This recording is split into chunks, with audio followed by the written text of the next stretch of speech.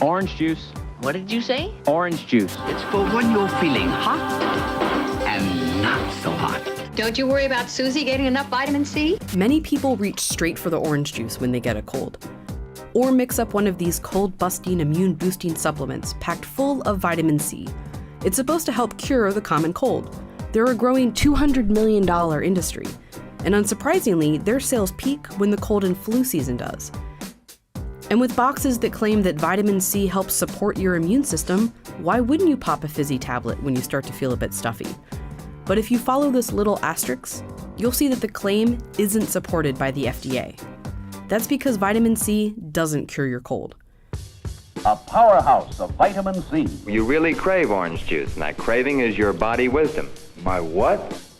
You just can't beat that great taste. You can trace the vitamin C craze back to this guy, Linus Pauling. He was a pretty big deal. He won a Nobel Prize for his work with quantum chemistry and a Nobel Peace Prize in the 60s for his anti-nuclear weapon advocacy. So when he came out with a book in 1970 claiming that vitamin C could help you avoid colds and improve your health, it took off. Americans cleared drugstore shelves. Newspapers wrote that the sales were not to be sneezed at and called it the Great Cold Rush.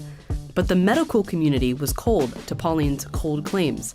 For one, they weren't based on any actual science. Pauling had personally started taking vitamin C at the suggestion of a friend, and he got less colds. The criticism, of course, was that just because it happened to him, it didn't make it a real study, which Pauling admitted to and asked that someone actually do one. But doctors already knew that taking large amounts of vitamin C wasn't the best idea. Adults only need 75 to 90 milligrams of vitamin C a day. It's found in a ton of different foods. Most people are eating enough vitamin C in their normal diet for a healthy immune system. But Pauling's book suggested taking 2,000 milligrams or more a day, 22 times the amount you really need. Just because vitamin C is good for you doesn't mean that taking more is better for you.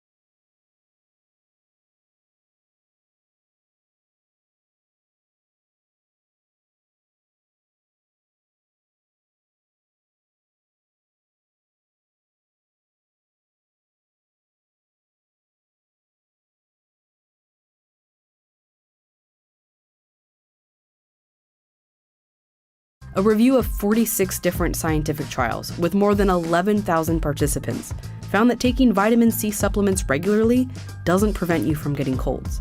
It can reduce the length of your cold by a meager 8%, less than half a day, but taking a supplement at the beginning of a cold doesn't make it go away faster. Vitamin C was found to be most useful for people engaged in intense physical exercise, like marathon runners. But for most people, routine supplementation is not justified. And taking extra vitamin C can result in a classic too much of a good thing.